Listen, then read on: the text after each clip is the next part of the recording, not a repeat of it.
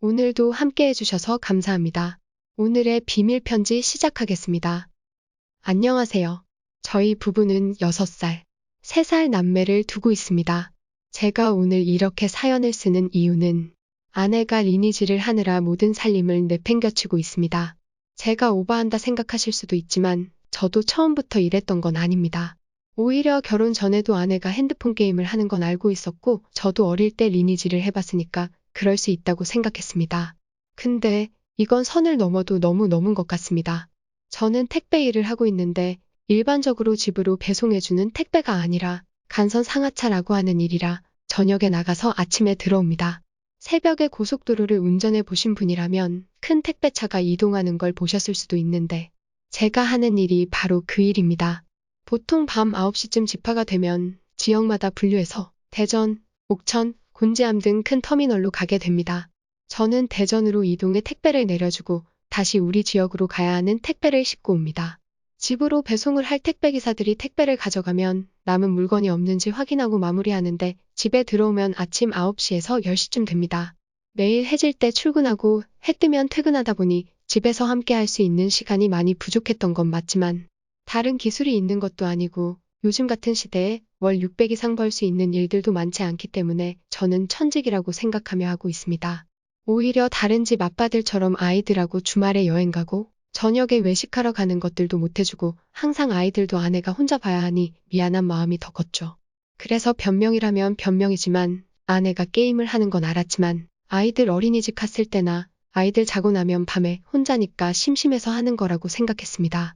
아내는 큰애가 12개월 지났을 무렵부터 어린이집에 보내더니 낮에 제가 퇴근해서 자고 있으면 항상 같이 자길래 피곤한가 보다 했고 그러다 둘째가 생겼습니다. 초반에는 산후도우미를 쓰다가 나중에는 장모님께서 오셔서 둘째가 6개월 될 때까지 봐주셨고 저도 매달 150만 원씩 장모님께 드렸고요. 근데 둘째가 6개월이 지나니까 아내가 아이를 어린이집에 보낸다고 하는 겁니다. 아이가 너무 어린 게 아니냐고 물어도 지금 100일만 넘어도 다니는 애들도 있다고 자기 혼자 둘을 보려면 너무 힘들다고 하더군요. 그러면서 첫째가 어린이집에 다니고 있으니까 둘째는 오전에만 잠깐 보낸다고 했습니다. 2주 정도는 약속한 시간에 맞춰서 둘째를 데리러 가더군요. 그런데 그 후에 데리러 가는 시간이 점점 늦어지더니 하루는 둘째가 없어서 왜 안 데리고 왔는지 물었더니 둘째를 데리러 가면 첫째가 보고 같이 오고 싶어 해서 첫째랑 둘째를 같이 4시에 데려오겠다고 하는 겁니다. 솔직히 저는 아내 혼자 육아하는 자체가 너무 미안했으니 아내 뜻에 따랐고요. 그러다 큰아이가 수족구에 걸렸는데 큰아이가 걸리니 작은아이도 어린이집에 갈 수 없었고 큰애가 끝날 때쯤 작은아이도 옮아서 2주 정도를 아이들이 집에 있었습니다. 저도 아침에 퇴근하면 자야 하는데 아이들은 계속 칭얼거리고 뛰고 아내는 소리 지르는 게 반복이니 저도 같이 예민해지고 출근해서도 졸고 했던 기억이 납니다. 그 후에 아내는 너무 힘들다고 아이들을 5시에 차량 운행으로 받겠다고 했고 키즈노트라는 어플을 깔면 아이들 어린이집 생활을 선생님이 보내주는데 선생님이 보내주신 사진들을 보니 아이들도 잘 지내는 것 같아 저도 알겠다고 했죠. 그러다 큰애가 5살 때 아내가 큰애가 팔이 부러져 병원이라며 연락이 왔습니다. 저는 운전하다 전화를 받고 당장 배송 때문에 가지도 못하고 속만 끓었죠. 다음 날 퇴근하고 물어보니 아이가 식탁 의자 위로 올라가 번개맨 놀이를 하다가 떨어졌는데 팔이 접질려서 넘어지면서 뼈가 약해서 부러졌다고 하더군요. 그 나이 또래에는 그럴 수 있는 일이니까 그런가 보다 했는데 며칠 뒤에 집에서 아이가 또 식탁 의자에 올라가서는 아빠, 이거 꺼내줘 하길래 봤더니 전자레인지 다이 위에 콤프라이트가 있고 그걸 달라고 하더군요. 그러면서 하는 말이 이거 엄마한테 달라고 했는데 엄마가 안 줬어 라고 하더라고요. 그래서 제가 엄마는 뭐 했는데? 하고 물었더니 엄마는 빠따 오빠랑 괴물 잡았어 라고 하는 겁니다. 저희 큰애는 아들입니다. 저는 뭔가 이상해서 빠따 오빠가 누구야? 하고 물었더니 엄마 친구 컴퓨터에 있어 맨날 이라고 해서 엄마가 빠따 오빠랑 컴퓨터 많이 해? 하고 물으니 빠따 오빠랑 미수 언니랑 대장 오빠도 있어 엄청 많아 라고 대답했습니다. 저는 그날 와이프한테 아이 다칠 때 뭐하고 있었냐고 물으니 빨래하느라 못 봤다고 하더군요. 그래서 진우가 그러는데 컴퓨터 하고 있었다며. 그리고 빠따는 또 누구고 미소는 누군데? 물었더니 나랑 같이 게임하는 사람들인데 근데 게임 때문에 진우가 다친 건 아냐. 내가 진우한테 가려고 하는데 진우가 먼저 떨어진 거야 라고 하는 겁니다. 대체 이게 말이나 되는 얘기인지. 말이 길어지면 싸울 것 같아서 우선은 알았다고 했습니다. 그리고 저랑 같이 일하는 동생 중에 리니지를 하고 있는 동생이 있어서 너도 게임하는 사람들하고 컴퓨터로 대화하고 연락하냐고 물었죠. 그랬더니 자기는 그냥 자동 사냥만 돌려놓고 성열 사람들이 거의 디스코드라는 통신을 하면서 보스를 잡는다고 하는 겁니다. 저도 고등학생 때 리니지를 해봤으니까 성열이 어떤 건지 알고 있었지만 그때까지만 해도 그냥 아내가 스트레스 받으니 그런 걸로라도 스트레스를 푸는가 보다 했습니다. 그때 차라리 모든 걸 따졌어야 했는데 그 후에 어린이집에서 가을 소풍을 가게 되었고 아이는 아침부터 들떠서 어린이집으로 갔습니다. 그날 저녁 선생님이 보내주신 소풍 사진을 봤더니 우리 아이만 혼자 원복이 아닌 다른 옷을 입고 갔더군요. 여기까지는 그럴 수 있다 생각했는데 개인 알림장에 아이가 오늘 점심을 안 가져와서 아내에게 여러 번 전화를 했는데도 받지 않아 선생님이 받은 김밥을 먹었다고 하는 겁니다. 정말 너무 화가 났습니다.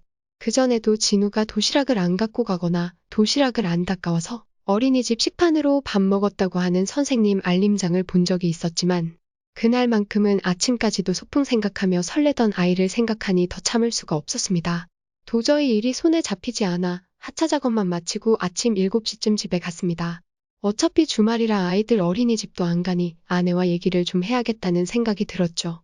집에 들어가니 아내는 컴퓨터 앞에 앉아 헤드셋을 끼고 제가 온 줄도 모르고 게임하고 있더군요. 저는 현관에 서서 그냥 가만히 지켜봤습니다. 그랬더니 평소 아이들 대할 때와는 360도 다른 모습으로 언니, 오빠, 하호 하면서 이제는 어디로 간다. 뭐 잡으러 간다. 저기 어디에 있다고 하면서 빨리 와달라고 신나서 게임만 하더군요. 잠깐 하다 말겠지 싶어서 그냥 지켜보고 있었습니다. 아이들은 거실 바닥에 누워 자고 있고 TV는 어린이 만화 채널이 틀어져 있고 바닥에는 치킨의 햇반. 제가 아침에 퇴근하면 안방에서 자야 되는데 아이들이 잘 때 엄마랑 같이 자고 싶어 해서 아이들을 거실에 재운다고 했습니다. 그러면서 매일 아이들이 12시, 1시까지도 안 잔다고 힘들다고 이야기했었죠. 정말 그 말을 믿었는데 지금 눈앞의 현실을 보며 당장이라도 컴퓨터를 가져다 베란다로 던져버리고 싶었습니다. 얼마나 지났나 아내가 헤드셋에 대고 주말이라 물량이 많아서 좀 늦나 봐.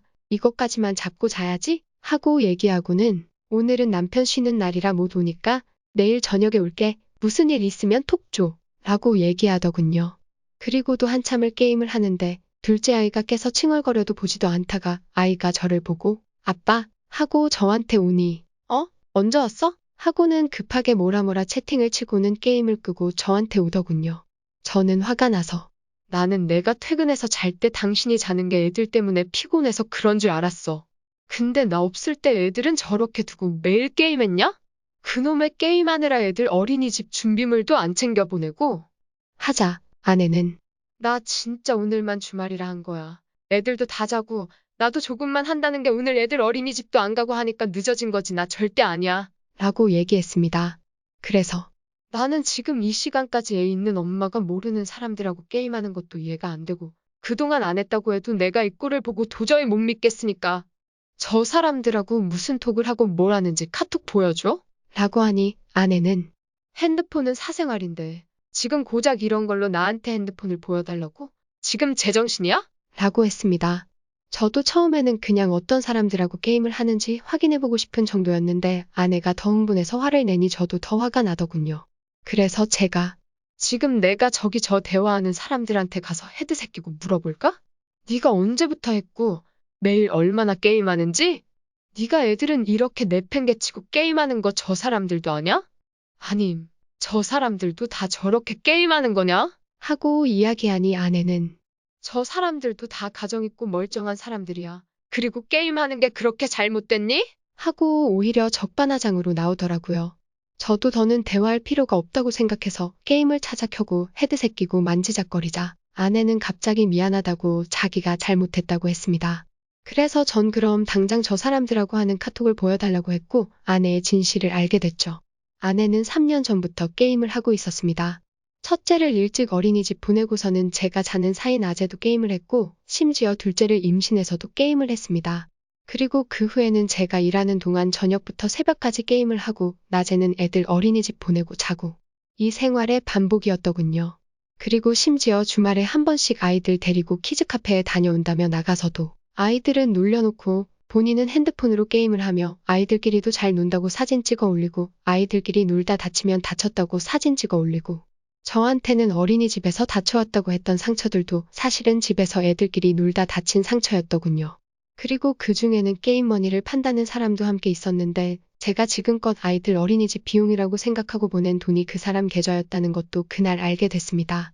아이들이 어린이집 다니고 나서 아내는 아이들 어린이집 비용이라며 큰애는 간식값 9만원, 현장학습비 9만원, 특별활동 3과목 비용 11만원, 교재비 3만원, 차량 운행비 4만원까지 총 36만원을 입금하라고 했고 둘째는 교재비를 제외한 33만원을 입금하라고 해서 저는 아예 매달 69만원을 자동이체 시켜놨습니다.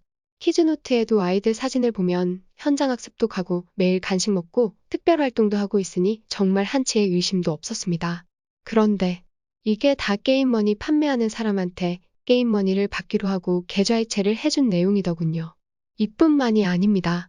아내가 게임머니가 부족하니 카드로 게임머니를 살 수 있는 방법을 물어봤고 그 방에 있는 사람들은 편의점에서 구글 기프트 카드를 사서 충전하면 된다고 알려줬더군요.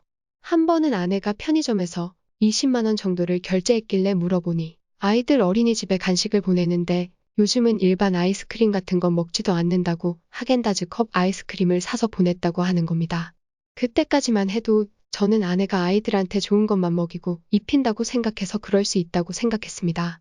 그 뒤에도 몇 번 편의점에서 10만원, 20만원씩 결제되는 내역들이 있었고 매번 아이들이나 어린이집 선생님들께 간식 사다 드린 거라고 아이들 엄마 만나서 지난번에 얻어먹어서 자신이 쏜 거라고 해서 그러려니 했는데 그게 다 지금까지 편의점에서 구글 기프트 카드를 사서 게임 머니를 충전한 거더군요.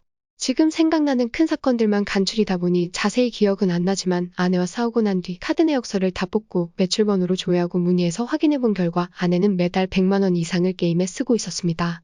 저는 그때까지 이 돈이 다 아이들을 위해서 들어가는 돈이라고만 믿고 있던 상황이었고요.